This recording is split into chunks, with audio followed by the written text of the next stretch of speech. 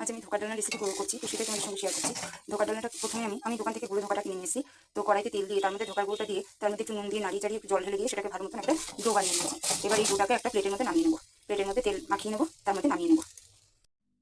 ধোকাটাকে আমি থালার মধ্যে নামিয়ে তারপরে এইভাবে শেপ দিয়ে কেটে নিয়েছি, চাকু দিয়ে কেটে নিয়েছি গোল করে। তো এবার আমি এই ধোকাগুলো ভেজে নেবো। কড়াইতে তেল বসিয়ে দিয়েছি, ধোকাগুলো ভেজে নেবো।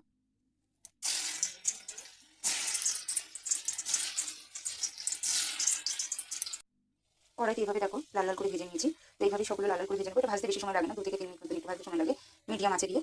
কারণ এটা আগেই তেলের মধ্যে দিয়ে কড়াইতে তেলের মধ্যে দিয়ে একটু নেড়ে চেড়ে নেওয়া হচ্ছে, তার জন্য এর মধ্যে কোনো কাঁচা গন্ধ ভাব থাকবে না। তো দেখতেই পাচ্ছ আমার বাকিগুলো এই যেভাবে ভেজে রাখা আছে। এবার এগুলোকে আমি নামিয়ে নেবো। এবার আমি ধোকার জন্য যে আলু কেটে রেখেছি ধোকার তরকারির জন্য, তো ধোকার সেই তরকারির জন্য সেই আলুগুলোকে আমি এবার ভেজে নেবো। কড়াইতে তেল দিয়েছি, আলুগুলোকে ভেজে নেবো। দেখো আলু ভাজাটা আমার হয়ে গেছে। আলুর মধ্যে একটু নুন দিয়ে আলুটা ভেজে নিয়েছি। এবার আমি নামিয়ে নেবো আলুগুলোকে।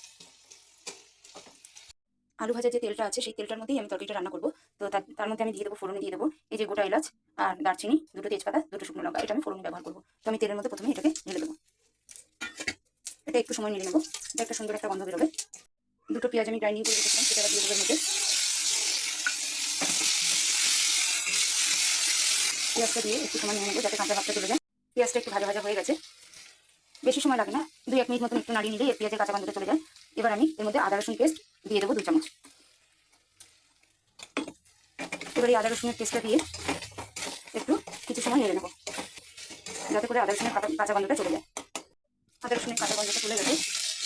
এবার আমি এর মধ্যে টমেটো কেটে রেখেছি 2টো, তো সেই টমেটো দুটো আমি দিয়ে দেবো। টমেটোটা দেওয়ার পরে আমি এর মধ্যে লবণ অ্যাড করে দেবো। স্বাদ মতো লবণ দিয়ে দেবো, আমি একেবারে দিয়ে দেবো। আর লবণটা টমেটোটা দেওয়ার পরে দিলে কি হয়, টমেটোটা তাড়াতাড়ি সিদ্ধ হয়ে যায়, এই জন্য আমি লবণটা দিয়ে দিলাম। টমেটোটা আমার ভালো মতো সিদ্ধ হয়ে গেছে, দেখতেই পাচ্ছে। লবণ দিয়ে একটু সময় নেড়ে নিয়েছি, খুব সুন্দরভাবে টমেটোটা আমার সিদ্ধ হয়ে গেছে। এবার আমি এর মধ্যে কিছু মশলা অ্যাড করে দেবো। এর মধ্যে দিয়েছি আমি কাশ্মীরি লঙ্কার গুঁড়ো, আর এখানে আছে ধনের গুঁড়ো, এটা জিরের গুঁড়ো, আর এটা হচ্ছে হলুদ গুঁড়ো। তো এগুলো এবার আমি অ্যাড করে দেবো। মশলা যে যার পরিমাণ মতনই যায় ব্যবহার করতে, সেই বুঝিয়ে সব তরকারিতে ব্যবহার করবে। আমি আমার মতন করে ব্যবহার করলাম। এবার এটাকে একটু ভালো মতন নাড়িয়ে চাড়িয়ে নেবো। এটা একটু লঙ্কার গুঁড়ো দিলেও ভালো লাগে। তো আমি সবটাতে লঙ্কার গুঁড়ো ব্যবহার করি না, কিছু কিছু তরকারিতে করি। কারণ আমার ছেলে একটু লঙ্কাটা কমই খায়, তার জন্য আমি লঙ্কাটা একটু কমই ব্যবহার করি। তো যাই হোক, কালারের জন্য আমি কাশ্মীরি লঙ্কার গুঁড়োটা ব্যবহার করি। এবার এটা কিছু সময় একটু কষিয়ে নেবো। গুঁড়ো মশলাগুলো যাতে পুড়ে না যায়, তার জন্য একটু আমি যে পেঁয়াজ আদা রসুন গ্রাইন্ডিং করেছিলাম যে বাটিতে, সেই বাটি ধুয়ে অল্প একটু পরিমাণে জল দিয়ে এটাকে ভালো মতন একটু কষিয়ে নেব।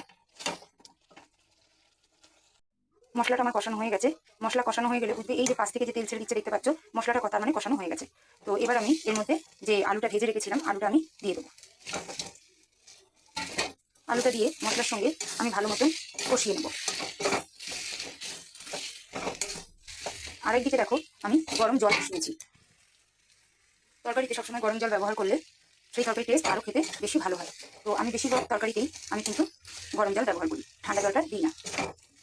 তো এবার আমি আলুটা দিয়ে বেশ কিছুক্ষণ একটু কষিয়ে নেবো, এই 3 মিনিট মতন কষিয়ে নেবো। আলুটা আমার কষানো হয়ে গেছে, ওদিকে আমার গরম জলটা ফুটে গেছে, গরম হয়ে গেছে। তো এবার আমি গরম জলটা তরকারির মধ্যে ঢেলে দেবো। সবসময় একটু জলের পরিমাণটা বেশি দিতে হয়, কারণ কি ওটা সব জল টেনে নেয়, তারপরে পুরো তরকারিটা নইলে শুকিয়ে যাবে। এর জন্য জলের পরিমাণটা একটু বেশি দিতে হয়। যে কোনো তরকারি তুলনায় ধোকা তরকারিতে একটু জলটা বেশি দিতে হয়। দেখতেই পাচ্ছ আমার তরকারি কালারটাও কিন্তু খুব সুন্দর হয়েছে।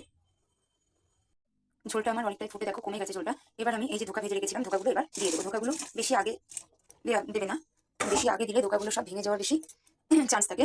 তো আমি যাই হোক ধোকাটা নামানোর 2 থেকে 3 মিনিট আগে দিয়ে একটু সময় ফুটিয়ে নিই। আরেকটা জিনিস, আমি যে রান্নাটা করেছি পুরোটাই কিন্তু লো টু মিডিয়াম ফ্লেম রেখে। তো আর জলটা দেওয়ার পর, ঝোলটা যখন দিয়েছি তারপর আমি একটু 2 মিনিট মতন গ্যাসটাকে বাড়িয়ে দিয়েছিলাম। এবার আমি এটাকে দিয়েও 1 থেকে 1.5 মিনিট মতন একটু ফুটিয়ে নেবো। গ্যাসটাকে হাই করি, হাই ফ্লেমে রেখে। তো এবার এই 1 মিনিট মতন ফুটিয়ে নিয়ে আমি তরকারিটা নামিয়ে নেবো।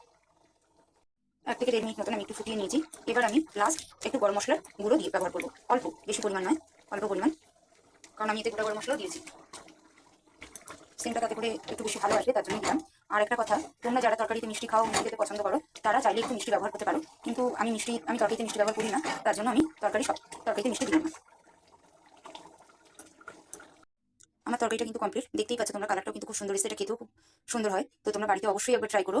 আর একটা জিনিস, ভালো লাগলে তোমরা লাইক, কমেন্ট, সাবস্ক্রাইব করো প্লিজ।